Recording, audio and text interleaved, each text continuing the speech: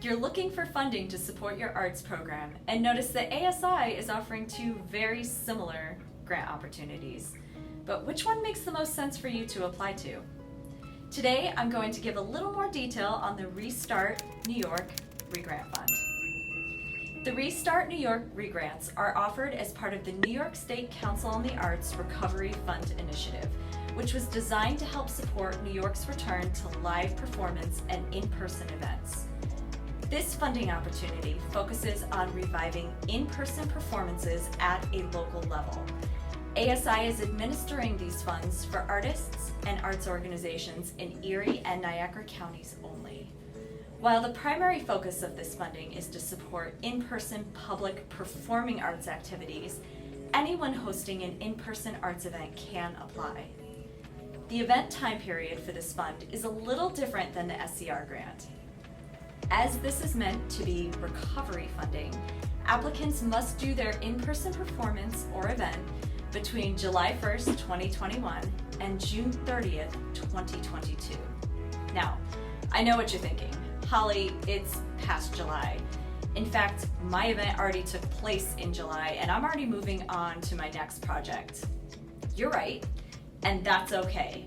The beauty of this grant is that it can retroactively support any live in-person arts performance or event that happened or will happen within the July 1st, 2021 and June 30th, 2022 timeframe. There are three primary eligibility criteria for this fund. 1, the event or performance must take place in person. Virtual performances or recordings are not eligible for this fund. 2, at least 60% of this grant must be used to compensate artistic or creative personnel. So, pay your artists, technicians, directors, choreographers, musicians, and other creative professionals. 3, you cannot have already received government funding for your event. If you have already received a grant through DEC, NYSCA, or the NEA for your event or project, you cannot apply to this fund for the same event. However, you can apply for a different in-person performance or event. I know the focus of this grant is to support performing arts activities, but I'm looking to do an exhibition of my work later this year. Would this be eligible? Yes, as long as the exhibition and any supplemental activities tied to the exhibit take place in person. Line. You said the funding can be retroactive through July 1st, but my in-person production closed June 27th, 2021. Would this be eligible? Unfortunately, no.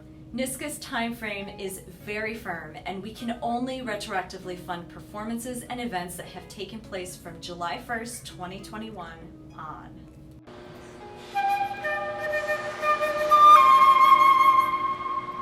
I'm planning a live in-person concert in the spring of 2022. Can I apply to both this and the fiscal year 2022 SCR grant? Yes, but you can't receive funding from both funds. So if your program is selected to receive funding through the Restart New York Regrant, your SCR application will be removed from consideration. We have intentionally staggered the application deadlines for these two grants to help with this. Restart New York Regrant applications are due by September 30th, 2021.